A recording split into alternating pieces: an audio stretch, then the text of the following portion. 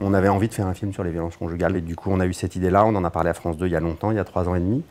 On a fait 2-3 synopsis avec des auteurs, réalisateurs très brillants et on ne trouvait pas l'angle parce qu'on le traitait frontalement et c'était déjà insoutenable à la lecture.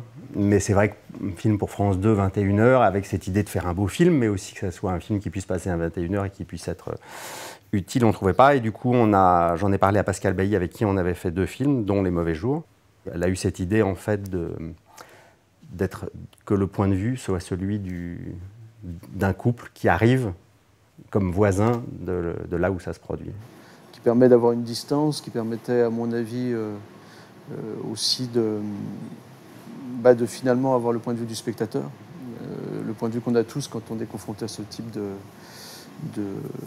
d'événements et de violences, quand on n'est pas sujet de cette violence. Qu'est-ce qu'on fait quand on entend crier son voisin? À quel moment on intervient? Est-ce qu'on a le droit? Est-ce qu'on n'a pas le droit?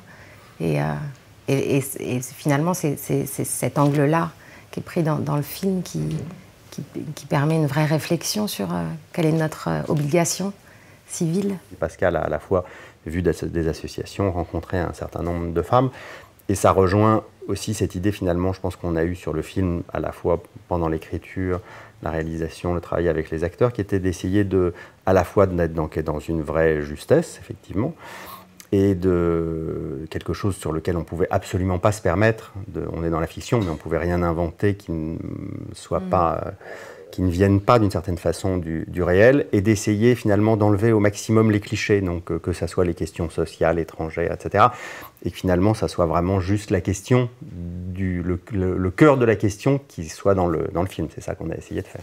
Et donc il m'a contacté, je pense 1 an après l'écriture, pour me demander si ça m'intéressait. Le scénario à ce stade-là était pas tout à fait achevé. C'était un scénario destiné à Pascal, donc sans aucune didascalie, aucune description de décor, ni d'action. Et simplement le point de vue, enfin simplement, c'est l'essentiel, les personnages, les dialogues et le point de vue de l'histoire. C'est super bon, Hélène. Merci. Ah oui, c'est délicieux. Hélène cuisine très bien. C'est en partie pour ça que je l'ai épousée. Marc m'a dit que tu terminais ton mémoire au Beaux-Arts. Oui.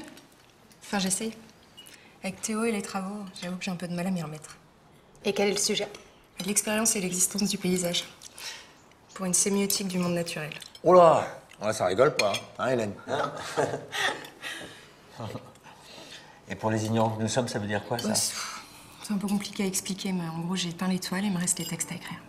Et si tu finis pas, qu'est-ce qui se passe? Je valide pas mon diplôme. Les 2 rôles masculins étaient déjà choisis, donc j'avais vu les essais et ça m'allait parfaitement. Et les 2 rôles féminins étaient aussi castés, mais ces comédiennes, à la suite du changement de réalisateur, ont préféré, non pas parce qu'elles ne m'aimaient pas, mais elles ont préféré finalement s'éloigner de ce projet.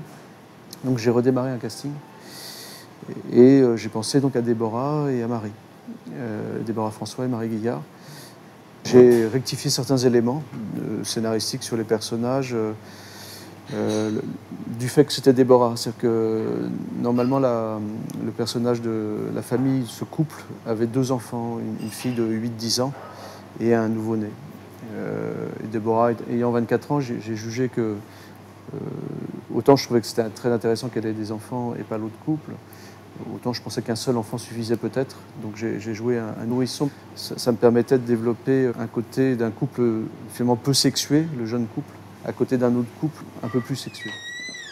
Je te cherchais. Il fait froid, mais j'avais envie d'une cigarette. Nicolas n'aime pas que je fume. J'ai arrêté pour Théo. Avec le déménagement, je donnerais une fortune pour une clope. C'était, tu pleures? Non. Non, c'est la fumée, ça pique. C'est noir. Quoi? Bah, t'as un bleu. T'es tombée? Ah bon? Ah non. Non, je sais pas, j'ai dû me cogner. Je me suis pas rendu compte. Comme je remaniais le scénario en fonction du décor, je remaniais le scénario aussi, comme toujours, en fonction des lectures. Et j'étais prêt, comme on est dans une sorte de huis clos, et et qu'on a des séquences, une succession de séquences qui peuvent un peu se ressembler, il fallait être très très précis sur l'évolution des rapports entre les personnages, l'évolution de la suspicion, l'usure du jeune couple, du mari par rapport à cette situation, à quel moment, comme on a souvent, on se retrouve avec des séquences entre les deux femmes, l'évolution de leur rapport. Donc à chaque fois, dans mes lectures, je fais des lectures avec mes 4 personnages principaux, et je fais des lectures aussi par binôme. Et donc, en fait, j'indiquais, en fonction des séquences, les moments charnières, à quel moment on passait à une autre étape, du point de vue de Déborah et du point de vue du personnage de Marie. Il faut que tu t'en ailles. T'es toute seule? Oui, il est parti travailler, mais il va revenir. Quoi? Ben, les gendarmes l'ont pas embarqué? Non. Tu leur as pas dit ce qui s'était passé? Je pouvais pas. C'est pas l'inconnu, hein.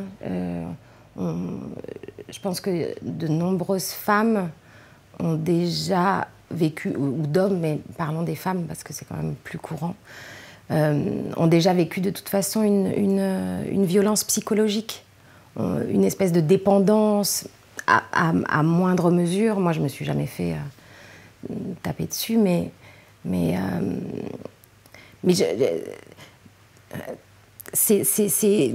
oui, c'est quelque chose que je peux ressentir, que j'ai ressenti. L'emprise. Oui, l'emprise de se laisser enfermer comme ça m'a beaucoup touchée. Et du coup, c'est vrai que le travail et surtout avec Jérôme et Déborah, François, on a beaucoup travaillé en amont. On a parlé de cet angle, par exemple de ne pas sous-jouer des choses, parce que c'est souvent en fait un peu, on le voit finalement, tout le début où on se demande vraiment si elle n'est pas folle, si elle n'invente pas. Je trouvais qu'il fallait une sorte tout en étant simple, une dramaturgie qui suit un peu une idée de thriller un peu. Et donc de jouer un peu sur le doute, que du côté de Marie, d'avoir au début une certitude, puis cette certitude s'étiole au fur et à mesure de la négation justement du personnage de Marie. Et après, en fait, il y a une bascule, et sur la coup, il y a une conviction forte de la part de Déborah qui finit par convaincre Marie de la suivre et d'arrêter cette situation. Je pense qu'il y a une vraie impossibilité de réfléchir et de s'enfuir. C'est avant tout, vraiment, je le redis, parce que c'est des violences psychologiques, à toute première chose. Il l'a envahi. Alors hier soir, elle a fait une crise violente. Elle se frappait. C'était horrible. Et puis, elle a fini par se calmer. Alors moi, j'ai cru que la crise était passée. Voilà, j'aurais pas dû la laisser. Le personnage de Patrick Catalifo, pour moi, il était très important qu'il soit, oui, sincère. C'est-à-dire que sincère dans son amour, sincère dans sa violence et sincère dans sa volonté d'arrêter. Un peu comme ces personnages qui, finalement, pas du bovarisme presque. C'est un personnage qui se ment à lui-même et qui finit par croire en son mensonge et qui finit par être... donc il est tout le temps sincère dans sa démarche. C'est une généralité absolue dans les femmes battues, c'est-à-dire que c'est à chaque fois un couple avec une femme avec une fragilité affective et un homme avec un degré de pouvoir, d'emprise et de manipulation absolument colossal. C'est une pathologie. Les deux ne se trouvent pas. C'est le loup trouve sa proie. On se rend compte que souvent dans ce cas de situation de femmes battues, c'est souvent quelqu'un d'extérieur qui vient aider en fait. C'est très rarement un élément personnel, une volonté personnelle. Parce que les personnes sont tellement soit dépendantes financièrement, soit dépendantes psychologiquement, soit les deux.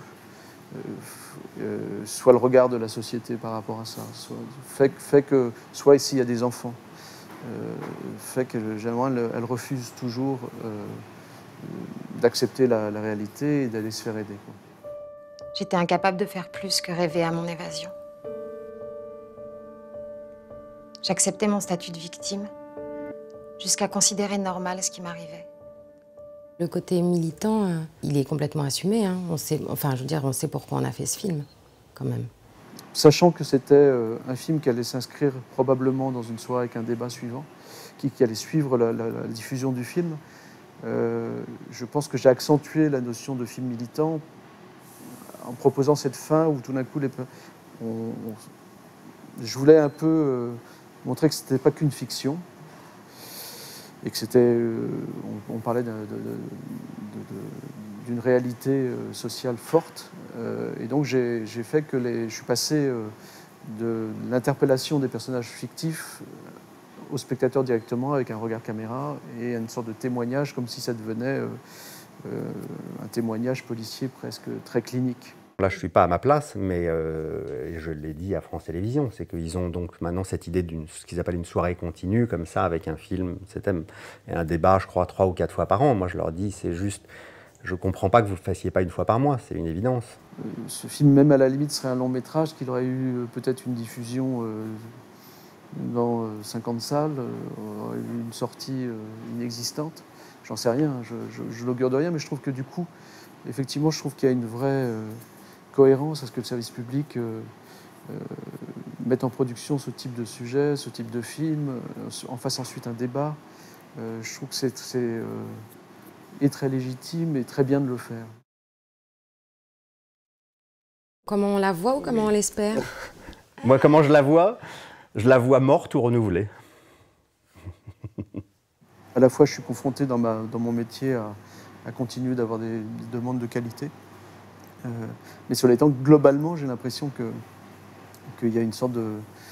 je ne sais pas comment l'expliquer, peut-être par un nivellement, une peur. Du coup, tout d'un coup, on aseptise un peu tout, au risque de choquer. Et que peut-être il faut, vu la multiplication des médias, que tout va changer et que les règles du jeu vont changer, et changent très vite, il faut peut-être au contraire pousser encore plus la créativité, pousser encore plus l'originalité, pousser encore plus des sujets qui peuvent poser questions et avec des contrastes en soi, intrinsèquement. Voilà, j'ai tendance à penser qu'au lieu d'avoir une attitude de conservatisme et d'essayer de protéger un public de base, il faut peut-être mieux au contraire s'ouvrir.